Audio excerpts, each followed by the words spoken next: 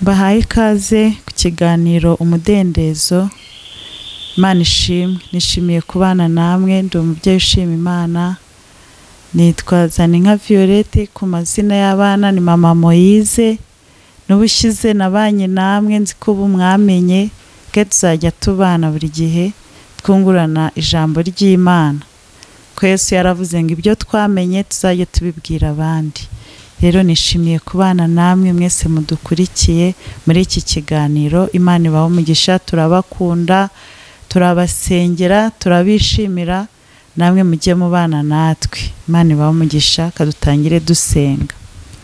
Uwiteka Mana igira neza, Mana y'imbaraga nyinshi, Mana y'ubutware n'ubushobozi, turagushimye, turaguhimbaje, tugushimiye uburinzi bwawe, tugushimiye neza yawe, wabanye natwe iri joro ryakeye Mwami, tubyutse turi amahoro, twabyutse biremera, abaryamye bose siko bwakeye ari bazima, twebwe twabyutse turi bazima, ubihererwe icyubahiro. Kigeretse kuri ibyo duhaye kongera kubyuka tukiri mu gakiza, tucyumva ijambo ryawe, tukinyotewe no kuboneka imbere y'amaso yawe, uhererwe icyubahiro. Nkweretse rero uyu mwanya twinjiyemo iki kiganiro ngo uzubane natwe, duhamagaye Mwuka Wera, ari we uza utuyobore, ari we uza ukorere muri twe, kandi n'abazacyumva kizakore ku mitima yabo, kizagira aho kibakura n'ahandi kibashira. Ngo bana natwe akanya kose ubane natwe, tugirire neza, tubisabye twizeye mu izina rya Yesu Kristo, amen. Tugiye gusoma isomo dusanga muri Yesaya igice cya 45, turasoma ku murongo wa 2. Haratubwira ngo nzakujya imbere ahataringaniye mparinganize, nzamenagura inzugi z'imiringa n'ibihindizo by'ibyuma nzabicamo kabiri. Imana ishimwe. Iri jambo ni isezerano Imana yatanze. Imana niyo yadusezeranije kutujya imbere, niyo yadusezeranije kuzatujya imbere ahataringaniye ikaharinganiza. Bivuze ngo ikibazo cyose uri guhura nacyo, bwira Imana n'izi mpamvu z'ibyo uri guhura nabyo. Kandi iyo turebye muri Bibiliya tuzi abantu benshi bahuye n'ibibazo. Isezerano niba uri guhura n'ibibazo, ujye umenya ko ari isezerano riri kukugerageza. No mu Baheburayo haratubwira ngo isezerano ryageragezaga ba Aburahamu, ba Yosefu, bari abenshi bose. Reka tujye inama, iyo turi kuganira ku jambo ry'Imana, hari ibintu byinshi tuba tugira ngo twunguraneho ibitekerezo tuba tutari dusobanukiwe. Umuntu wese uri gucamo bigeragezo, ukabona uri gucamo ibintu bigukomereye birenze ubwenge bwawe, imiryango yakwanze, yagusize, nta mugabo ni muri guhuza, mu bana nuko, impande zose, mu babyeyi, mu kazi, ibyo uri gushakisha byose biri kwanga, tumbira Imana yonyine, kuko niyo yavuze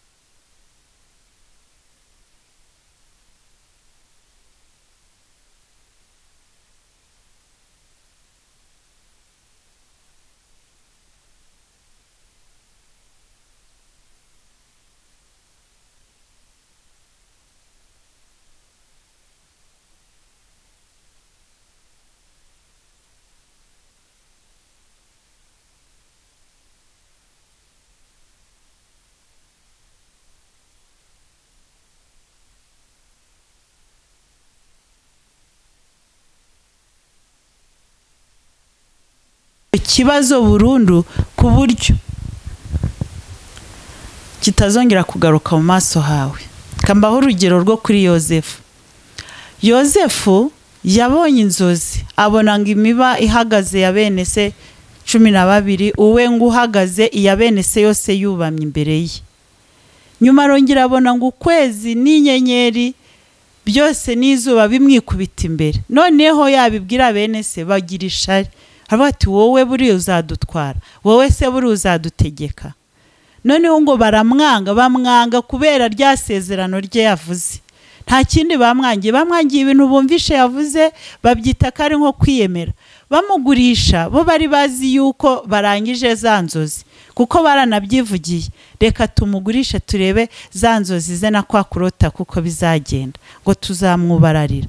Yozefu yaragiye arakomeza arakiranuka, aba umukozi wo mu rugo, arahava arafungwa. Muri gereza aho hose isezerano ryo ryaga riri kwishakira inzira, ariko we ntabyo yarazi. Kimwe nawe uko hari uyu munsi ibibazo uri kunyuramo utazi n'impamvu uri kubinyuramo, ariko itegure yuko nyuma y'ibibazo hari igisubizo. Yozefu ari muri gereza niho yahuye n'abakozi b'ibwami, kandi buke ko kiragiye yakoraga ku mutware, ariko icyo gihe yahuye noneho n'ab'ibwami hejuru.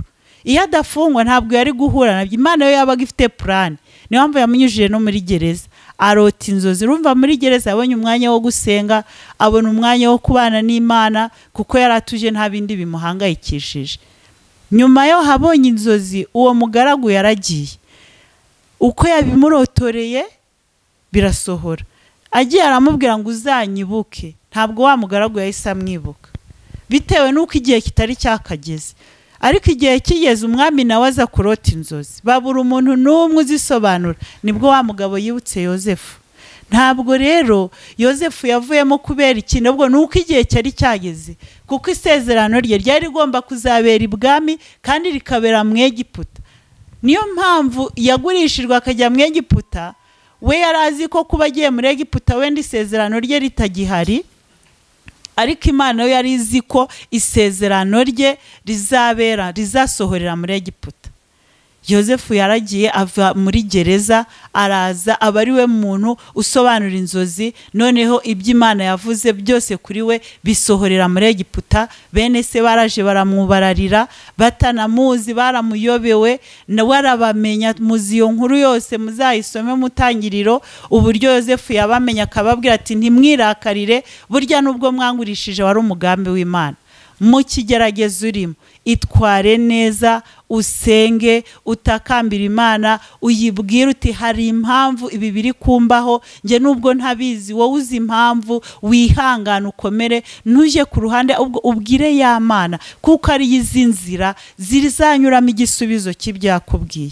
Imana ishobora kubwira ubuzima bwiza, ikakubwira kwiga, ukabona ibyo uri kubona sibyo, ntibijyanye n'ibyo Imana yakubwiye, ariko muri cya kibazo nimwo hari igisubizo.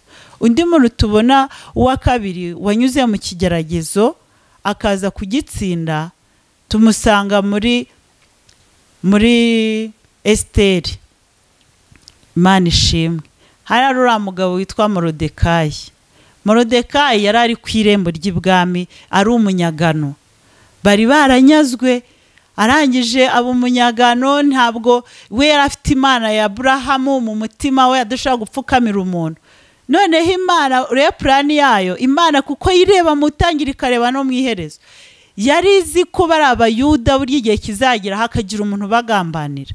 Niyo mpamvu yagiye ifata umwamikazi Vashiti arigomeka. Muri cya gihe cyo kwigomeka, Imana ibitegura umwamikazi Esiteri, kuko Esiteri ubwo we yazaga, Imana yari izi ko igihe cyo kuzagambanira Abayuda kizanabaho, nubwo bo ntabyo babonaga. Kuko Morodekayi we ku irembo, mbere yuko Esiteri aba umwamikazi, Morodekayi yarasanzwe akora ku irembo, ntabwo yubarariraga Namani.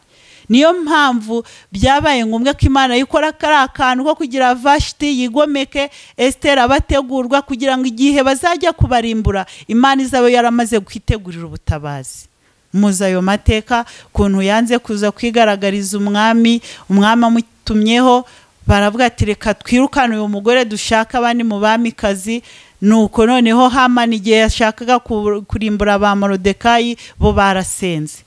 Nta yindi ntwaro yabakijije, biringiye ya Mana yavuze ngo nzakujya imbere. Urabona bari mu gihugu cy'abandi, nta butabazi bari biringiye. Impapuro zanditswe zasinywe yuko bagomba kwicwa, Abayuda ko bananiranye ari intarukira z'inzererezi. Birangije, ariko igihe cyo kwicwa ngo itegeko ryahinduka. Ryahinduwe n'iki? Nuko basenze. Morodekayi yavuye ku irembo ahita ajya kuba icyegera cy'umwami. Kandi urabizi twe mu buzima busanzwe hari amategeko bigenderaho. Ibaze ko umuntu yari umuzamu, undi munsi akaba n'icyegera cy'umwami, kandi noneho hari yitwa umuyuda atanavuka muri icyo gihugu. Ya mategeko yose Imana irayahindura. Rero iyo Mana ihindura amateka, iyo Mana ihindura amazina, iyo Mana ishobora byose ariyo wiringira mu kigeragezo kikugoye, mu biri kukuriza, mu kwangwa n'imiryango. Imana yo ntiyakwanze, Imana ntiyagutaye, amasengesho yawe irayumva, amarira yawe irayazi. Hari n'igihe uhura n'ikibazo udashobora kubwira umuntu, udashobora kuba wasobanurira umuntu, amarira yawe aravuga imbere y'Imana, amavi yawe upfukamisha aravuga, niyo utavuga Imana yirumva. Ndagira ngo muhumure, ya Mana inyuranye ibihe, ya yindi ihindura amateka, ariyo mwiringira. Kubera ko ndabizi neza abantu benshi bararushye, abantu benshi babwiwe amasezerano ntiyasohora, abandi barategereje barananirwa. Ariko ihangane inshuti yanjye, Imana ikorera ku munota wa nyuma, nta na rimwe izemera gutsindwa ku muntu yaremye. Kuko Imana iturema yo yari ifite gahunda nziza yo kugira ngo umuntu abeho yishimye. Nubwo hajemo ikibazo cy'icyaha, Imana yagerageje uburyo bwose itabara umuntu, igihe yohereza Yesu umwana wayo.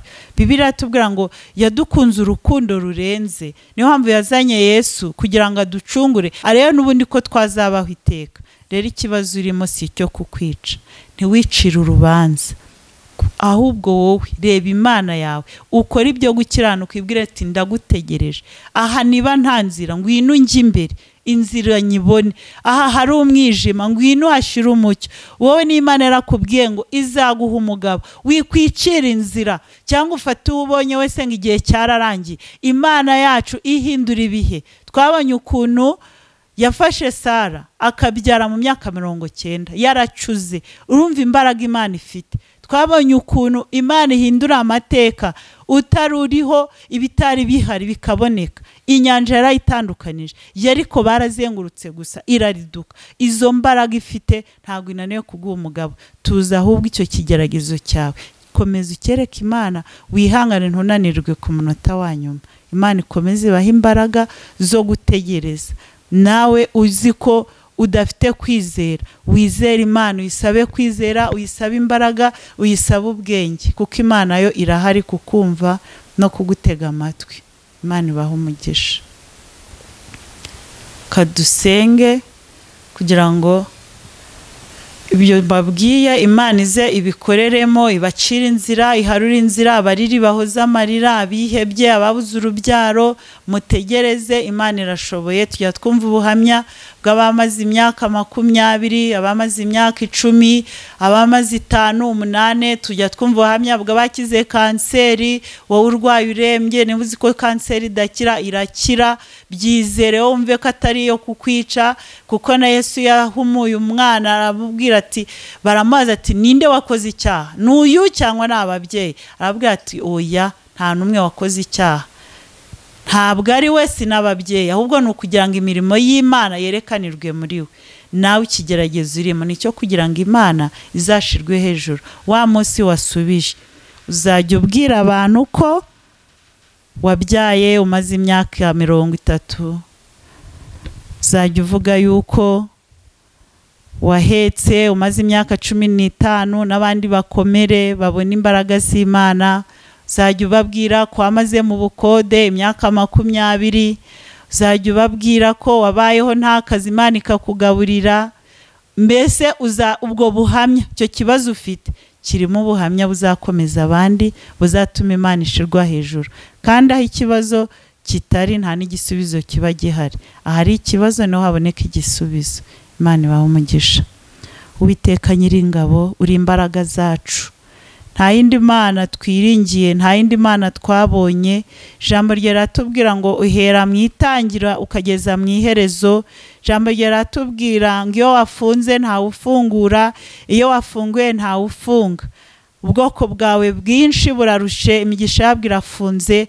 Iyi saha ndakwinginze ngo ufungure, ubohore imigisha y'ubwoko bwawe, ubakure mu bwihebe, ubakure mu kurira, mu izina rya Yesu. Ingo ziri gusenyuka wongere uzubake. Aba bakobwa batarashaka ubacira inzira babone abagabo, nk'uko ari wowe uzi uko uzabigenza, kuko ari wavuze ngo uzabajya imbere. Reka ubajye imbere Mwami, ubayobore mu kuri, ubarwanire kandi ubahe kukwiringira Mwami. mwami tabara buri mwe wese uguhanze amaso abagushaka bakubone. Ijambo ryaratubwira ngo nzabonwa namwe nimunshaka. Mwami ni isezerano waduhaye, dore benshi baragushaka, benshi barananiwe, benshi bari kurira, ariko reka uze wumva amarira, nta wundi wayitaho, ni wowe wera wa Isirayeli, wowe wabaremye. Ijambo ryavuga ngo uzaheka, ngo imvi zizarinda ziba uruyenzi ngo ukiduhetse. Ngwino uheka ubwoko bwawe, heka aba bagabo baruhijwe n'ingo, heka mwama aba babyeyi ingo ziri gusenyuka, heka aba bana babuze umuryango, heka impande zose abababaye,